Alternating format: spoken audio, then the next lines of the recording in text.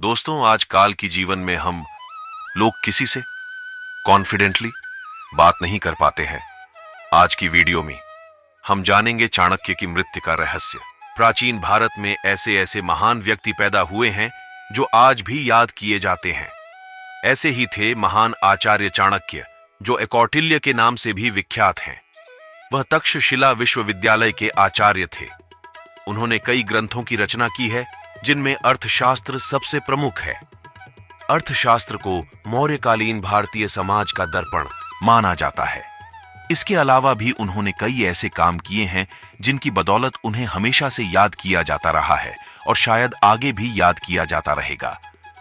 माना जाता है कि आचार्य चाणक्य का जन्म ईसा पूर्व 375 में हुआ था, जबकि मृत्यु ईसा पूर्व 283 में हुई थी। लेकिन उनकी मौत कैसे हुई थी, ये आज भी एक रहस्य ही बनी हुई है। चौथी शताब्दी में रचित संस्कृत के ऐतिहासिक नाटक मुद्रा राक्षस के अनुसार चाणक्य का असली नाम विष्णुगुप्त था।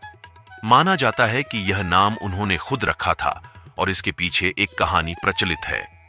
कहते हैं कि मगध के राजा धनानंद द्वारा राजद्रोह के अपराध में चाणक्य के पिता चणक की हत्या करवा देने के बाद उन्होंने उनके सैनिकों से बचने के लिए अपना नाम बदलकर विष्णुगुप्त रख लिया था। हालांकि बाद में चाणक्य ने अपने पिता की हत्या का बदला भी लिया और नंद वंश के राजा धनानंद को सत्ता से बेदखल कर उसकी जगह पर चंद्रगुप्त को मगध का सम्राट बनाया। कौटिल्य यानी चाणक्य द्वारा नंद वंश का विनाश और मौर्य वंश की स्थापना से संबंधित कथा विष्णु पुराण में आती है।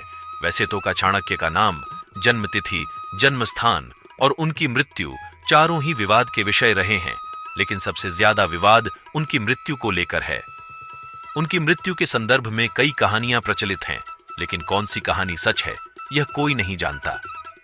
पहली कहानी यह है कि एक दिन चाणक्य अपने रथ पर सवार होकर मगध से दूर किसी जंगल में चले गए और उसके बाद वो कभी लौटे ही नहीं।